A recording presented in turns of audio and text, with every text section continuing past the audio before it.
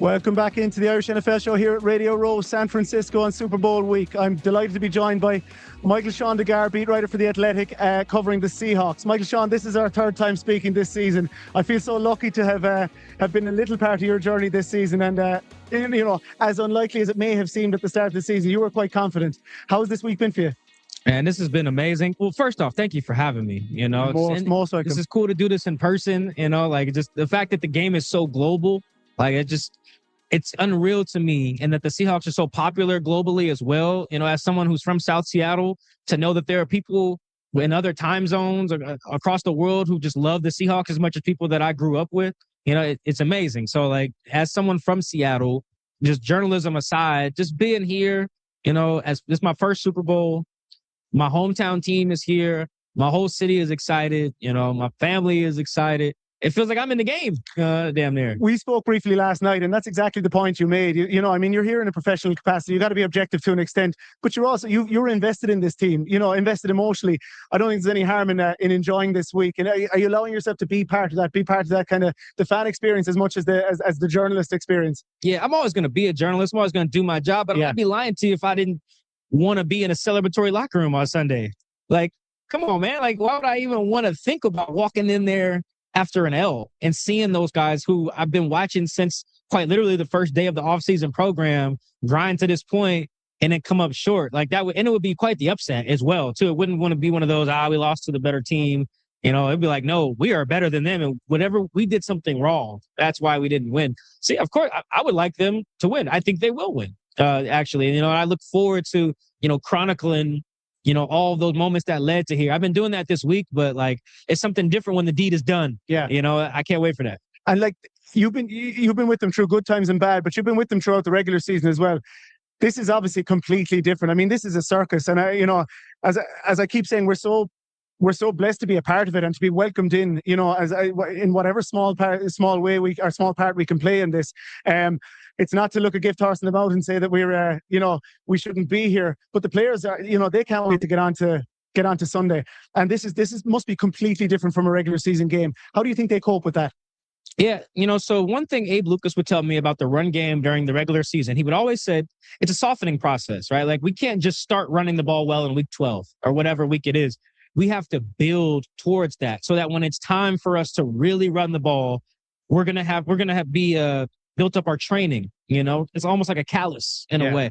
And I think that applies to the mental approach to any game that's beyond the regular season. If you just go to the divisional round of the wild card round, and that's when you start saying, hey guys, it's just a normal game, try not to overthink it. Then that's when you start overthinking. Yeah. But if you've been saying that since week 1, if you've been saying that since the preseason, if you've been saying that week 4, no matter what, whether we're playing on Thursday, Monday, Sunday, or even Saturday, it's football. Yeah. That's been the message since the beginning. So it's much easier to apply that now. You're not asking them to learn a new language because it's the Super Bowl. Mike McDonald, that is, has legitimately been telling them this week the same stuff he was telling them when it was sunny outside, back in Seattle. And so I think that's how they'll treat this like a normal week, because they've been treating things like a normal week. They don't have to say, all right, guys, let's not overthink the magnitude of the game. No, they've been not overthinking the magnitude of the game since they played the Niners, week 1. Yeah, we asked Joe Flacco about it the other day at the Pro Bowl. One of our team was lucky enough to speak to Joe and asked him about the run up to the Super Bowl. He said, you get your football done, your football prep done in week 1. Week 2, you got to enjoy it, embrace it, stay as loose as you can. But Mike McDonald confirmed, he said it today in the press conference. He's so happy to be back into the football routine now, Wednesday through Sunday. I think they'll be much happier when they've have all these media obligations out of the way and can just get back to that last few days preparing for the game. We saw Sam Darnold. We heard from Sam Darnold out in San Jose earlier on as well at the media availability. I know the last time you and I spoke, you didn't seem quite convinced at Sam Darnold's ability to be that kind of a quarterback to take the team all the way. I've listened to you since. I feel like you're kind of you're growing more and more you're becoming more and more of a Sam Darnold fan as time goes on. How are you feeling about his big game ability now, and how do you feel he's evolved as the season has progressed? Yeah, I'm a big data person. I'm a big proof in the pudding evidence person, and Sam, at some points in the season, did not provide the evidence to feel confident in him. Now, if you were confident, it was a lot of blind faith, more like the fan standpoint. Or if you were confident, you were seeing things behind the scenes. You were a player or a coach. You were privy to conversations I'm not. But just off watching the games, So I was like, yeah, maybe he can get it done, maybe he can't. Well, there's new data points now. The last 3 games that they've played have basically been do or die games in effect. And we could even go to like 4 of the last 5 if you want to count the Rams game in week 16. The Panthers maybe not as much, but all of these games have basically been high stakes. They've been playoff games. You know, that week 16 game was for the right to not leave Lumen Field in late January. Same thing with that Niners game in week 18. Same thing with the divisional round, obviously, and then same thing with the NFC Championship. When you go look at Sam's performances in those games, the proof's in the pudding. Like, I have an opinion about Sam, and I do believe that he can get it done. But even if I didn't have an opinion, the data is there. It's factual now that Sam can play a certain way when the stakes are high. And I think that's what's important, you know. And big picture with Sam, I think he's no longer at the point where anyone should be waiting for him to turn into the Jet Sam. I think we can decide that there's a Sam that exists on the Sam spectrum between what he did in the NFC Championship game and seeing ghosts. You know, he exists somewhere closer to the middle, as opposed to, I think for most of his career, people were like, and that's still the same old Sam from the Jets. The clock will strike midnight on him eventually. I think we can confidently say he's not that guy. He's a lot closer to the guy we've seen this season. Yeah, and it's easy to forget he was picked early in that, you know, in that really good quarterback class as well. And, you know, it shouldn't be an absolute shock to us that he's maybe rising closer to the top of that, I suppose, that group again. And I have to say, I was so impressed with him. You know, it was my first time getting to hear him live at a press conference today. I just have to say I had a ton of respect for him as a player, as a man. He didn't shy away from any of those, you know, conversations about his early years, and he was very candid about how he's learned from his mistakes. He didn't want to shut anybody down. He didn't want to ignore it or shy away from it. You know, we've talked a lot at length this season about your book as well, and you know, you've had great success with your book documenting the Legion of Boom, the franchise, and you know, you've had great success with that early on. So you've got this, I suppose, close attachment to the Legion of Boom era. I spoke to Julian Love earlier on, and we talked about nicknames, and you know, they seem to be cultivating their own identity. How do you think it's important, or how much do you think it's important for this dominant defense, as they have been, to establish their new identity, whilst maybe not forgetting about the Legion of Boom by embracing it? And he was really balanced about that himself. I mean, you know, they don't want to forget about the Legion of Boom, but they just want to be their own version of themselves. Yeah, I think you need an identity, and no matter what your line of profession is, you know, especially if your profession comes with tough times, you know, you need to know who you are so that when those hard times hit, you know, you have a fallback. You know, that's important, whether it's the run game or your defense or just the whole culture of your team. You need to know who you are so that when that's challenged, you don't stray away from that. You know, I think that's important, and that's why they're here. You can even see it and go watch some of their like all access footage that they put out on Tuesdays after games. You can see guys on the sideline saying, if we want to be the best in the world, we got to own this moment. Like, all right, this is us. It's on us on defense. We're the death zone. Or A.J. Barner firing guys up to say, hey, this drive right here, we're going to own this drive because we are who we say we are. We're going to be who we said we're going to be. There's a lot of ways to gain respect in the Seahawks locker room in 2025. The number one way I would say is to practice what you preach. If you practice what you preach, the guys in that building, whether you're on the practice squad or whether you're first team All-Pro, they're going to respect you. And I think when everyone's on that same accord, the entire league respects that your team practices what it preaches. Like, these guys talk, they say, yeah, we're the best in the world. We want to be the best in the world. Jackson Smith and Jigba believes he's the best in the world.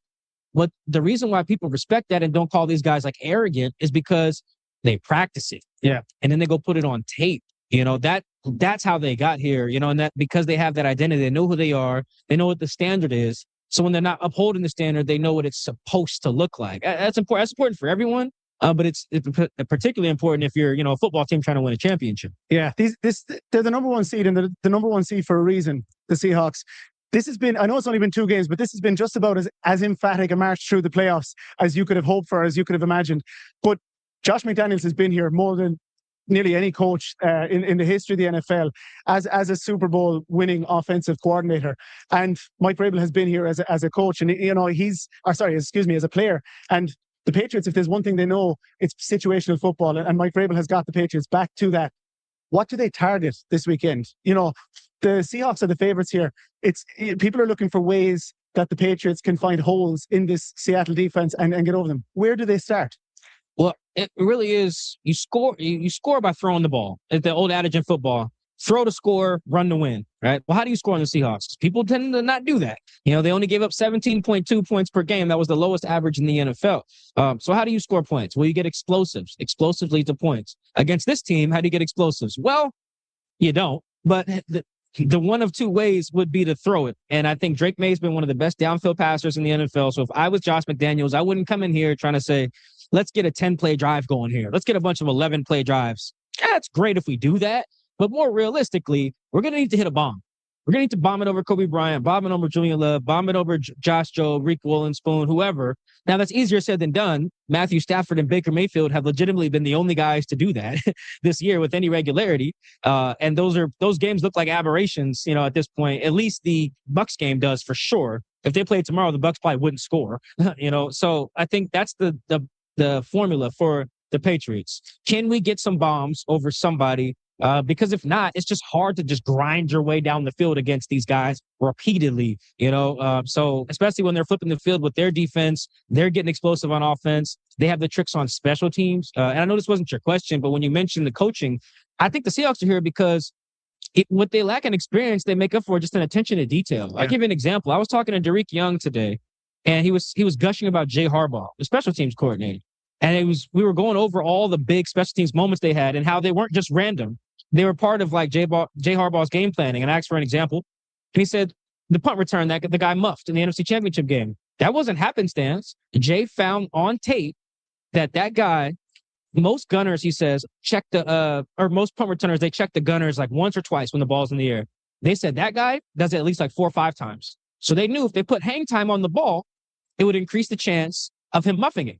What do you know? He bobbled the first one, muffed the second one, got pulled from the game. Yeah. Like, that's coaching. Yeah. You know? Yeah. Jay Harbaugh's only been a special teams coordinator in the NFL for 2 years. Yeah. But his attention to detail has been legitimately game-changing. So while they don't have a bunch of experience playing on this stage, they have proven to be good at their jobs, down to every last little detail, checking how many times the punt returner looks at the gunners. So I'm not too worried about the inexperience. I just think these guys are good at their jobs. I could sit here and listen to you talk about this all day long, but I know your time is precious. Michael-Shawn Dugar, enjoy the week. I hope things work out for you as a fan, as a journalist, and you never know, if the Seahawks win, we could be looking forward to the sequel of your book. There we go. The Dark Side. Another reason to be That's a great name for that. Hey, can I have that? Absolutely. All right. Hey, appreciate you having me. Just give us a shout out. There we go. I got you.